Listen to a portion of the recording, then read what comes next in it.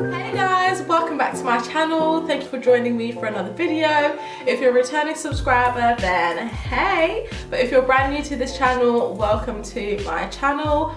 On this channel you're going to find videos on properties and home decor, lifestyle videos, everything that fits in between of that. Please make sure you hit that subscribe button, make sure to hit the bell button to know when I upload new videos, and let's get into this video. This video is a continuation of my story time part 1. If you haven't seen that, make sure you click here and go watch that before you watch this. But essentially this video is going to focus on my journey from getting my mortgage all the way up until exchange of contract. So from the last video I ended talking about how I had to essentially clear all my debt in order for me to put myself forward for the mortgage. I was able to do that, and using my mortgage advisor, she essentially took all my information, all the documentation showing that everything had been paid off. And what's really good about using a mortgage advisor is that you're able to get access to a lot more lenders. So you've got your typical high street lenders like the banks and building societies, but she was able to also access kind of other mortgage brokers, other mortgage lenders, which us as consumers don't have access to. So that was really good. So with the initial decision in principle, I had about 6 offers, but then yeah, for this mortgage offer, I knew the offer that I wanted to go for, and so the application was put in. However, this was towards the end of March, so as you know, around that time it was COVID. Everything pretty much came to a standstill. Nobody really knew what was going on, even with regards to the property. My completion time was meant to be about June, July of that year, so summer 2020, and COVID came and everything was kind of like up in the air. Nobody really knew what was going on, and that also affected my mortgage process. So when my application was put through, they had to do various checks to make sure that they were able to present me an offer. One of those things that they had to do was they had to book a valuation with the property. It's the bank making sure that the loan that they're giving you is for a property that's worth what it is. Because say for example, the value of the property was overpriced, that means that they're putting money in a bad investment, and they essentially don't want to do that, because essentially this is the bank's investment. You pay them interest and they make money off of lending you this money, so they want to make sure that they're putting their money into something that makes sense. However, this took an extremely long amount of time. I had to go back and forth with my mortgage advisor and the bank trying to figure out whether or not somebody was going to do the valuation. Up until this point, it was still assumed that the property was going to be completing that summer, so I was really conscious of getting the mortgage in time. So at this stage, you're asked to show the proof of funds for your deposit, and because my deposit was coming partially from myself and partially from my parents, this meant that I had to show them my savings account, so where the money had been saved, my bank accounts showing the money being transferred not only into my account, so where that money was coming from, but then being transferred into the savings accounts, and then also the same for my parents. So I had to showcase their bank accounts, their bank statements, and them transferring the money into my account. Also with this application for the mortgage, they wanted to understand how much council tax would be, which at the time, I'm not gonna lie, I don't really know why they were asking that, because no one knows. This is a new build apartment, and so they wouldn't determine the council tax at that time. And in this area, like, the council tax is quite high because there's not really many apartments. Most of the properties here are houses, and so it was really hard to estimate the council tax. Even when I moved in, I didn't get my valuation for the council tax until about 6 weeks after I moved in. So yeah, at the time we just had to provide an estimate, and luckily my mortgage advisor was able to do that. Had I had to do that myself, I don't really know what I would have used as a benchmark, but she has obviously done this before, and she was able to provide like an estimated figure to give the bank. So once all of that was done, the bank then had to decide whether or not that information was sufficient for them to provide me an actual offer for the mortgage. And so all this information was sent off by about mid-April, but the valuation wasn't done until kind of end of May. So once the valuation was booked in, that was kind of it. That's kind of like my hands washed with the process. It's now all in the hands of the bank, and I just have to wait and see and whether or not they're going to give me the mortgage. Bearing in mind, I said that the valuation was booked in for May 2020. I didn't actually end up receiving my offer of the mortgage until July 2020. So it took about 2 months for them to actually process everything, for them to kind of go through everything. I don't believe this is like the typical amount of time it takes for a mortgage offer to come through. I'm pretty sure it comes sooner than this, but obviously I'm just emphasizing that because of COVID, everything took an incredibly long amount of time. Also during this period, we were told that construction couldn't go forward, particularly kind of with lockdown and everything. So construction for my development completely stopped, like standstill. It didn't pick back up until, when did it stop? It stopped in March, April, May. I think it was about 6 to 8 weeks that they completely stopped construction. So obviously this meant that the completion date would have moved along, but at this point we had no idea as to how long that would take. So the mortgage was then approved. Hooray, amazing, fantastic. I'm not gonna lie, this was amazing. Like, I don't think you understand how happy I was that this mortgage offer came through. I was just like, me, I got accepted for a mortgage from a big bank.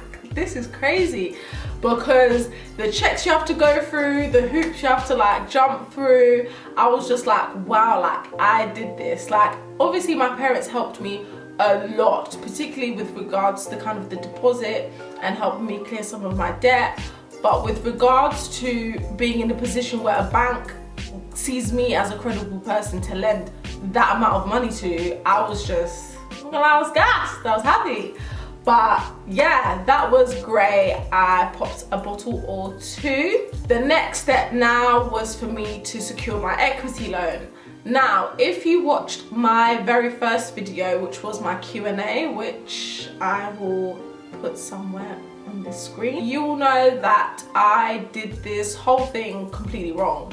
So I should have applied for my equity loan before I'd even received or even applied for any type of mortgage. It's July, I've applied for my mortgage, I've got it, so now I'm like, cool, I need to get my equity loan, and then we can get this show on the road. We can start thinking about exchanging contracts. So with the equity loan, what I did first was I contacted them. So they have like a couple of numbers on their websites. There's one for if you're buying a property within London, which I was doing, and there's one if you're buying a property outside of London. I spoke to the person on the phone. They wanted me to fill out their equity loan calculator. Essentially, it's just an Excel file with a bunch of macros. You input the details, so I'll link it down below if you want to have a look. You put in the property value, your income, like the typical things that you'd put in for like your mortgage as well. So outgoings, things like that. However, with this particular calculator, they also wanted to find out my service charge and my ground rent.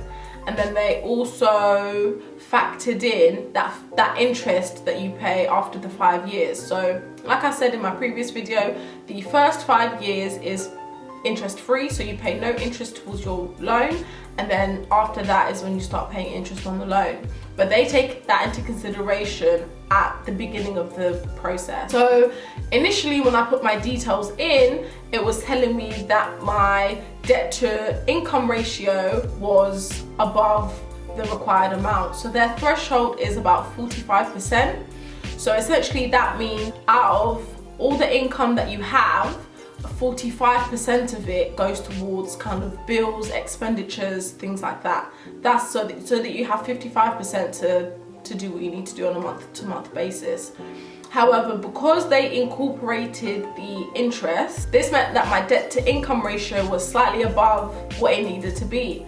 And so this kind of started the whole palaver of me going back to the bank and essentially telling them, well, before I went to the bank, I went to my mortgage advisor, and she was just like, yeah, maybe speak to them again, let them know that you've already got your mortgage offer and see what they can do. So I spoke to them and they basically said, when you send us back that form, so it's an Excel file, so you send it back to them, if it's in the red zone, just forget about it, basically. So the people like on the other side of the phone, they're not mortgage advisors, they're not financial advisors. They're literally told if it's in the red, like, don't even bother processing it. So there was no negotiation that could happen. So I had to go back to my mortgage advisor and let her know that essentially I'd have to decrease the amount of mortgage that I was given and increase my deposit, because it had to balance. So if I'm reducing the amount I'm borrowing, I have to increase the amount that I'm putting up front. This also meant that I couldn't purchase my car park space, because the amount that I had to decrease it by, I wouldn't have made it up in time for me to exchange contracts, which is when they would want to have seen the money. So I reduced the amount I needed from the loan, increased my deposit, and that got me through kind of the application, send that off to get my equity loan, and then this provided me with my authority to purchase. So with Help to Buy, you can't actually exchange contracts until the developers have received the authority to purchase from the Help to Buy people, Help to Buy team. Once they received this, we were then able to move forward with the next step, which was the exchange of contracts. However, it wasn't that smooth. As I was going back and forth with the Help to Buy equity people and my mortgage advisor, trying to understand how to amend this application so that it would go through smoothly, the sales team at the development were essentially threatening me, saying that they were going to take my property off of the market if I didn't have the authority to purchase. I was like, I have my mortgage, I'm just trying to get the equity loan, you know, to go through. And they were like, no, authority to purchase is exclusively when Help to Buy say, yeah, you match our affordability, you can purchase this house. And so because I was kind of going back and forth, they were like threatening me with putting my property back on the market if I didn't, you know, make it snappy. Do you know what I mean? In terms of the whole process. But it was tedious. Again, this was still in the middle of COVID. The banks were taking ages to respond. The equity people were taking ages to respond. It had to be a back and forth, because I had to make sure that the mortgage was redrafted for us to exchange contracts. Once I got the agreement, that's when I was then able to pass on this information to my solicitor, and then the exchange of contracts process was able to begin. And that's where I'm going to end the video for today.